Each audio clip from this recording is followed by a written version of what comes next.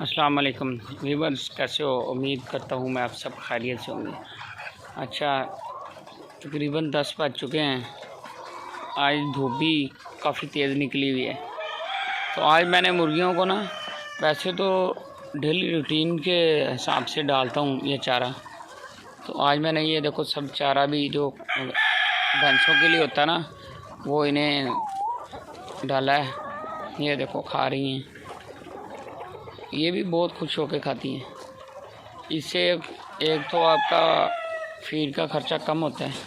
ये काफ़ी मैंने 5-7 किलो डाला है, तो उसमें इन्होंने तकरीबन आधे घंटे में ही खा जाना है।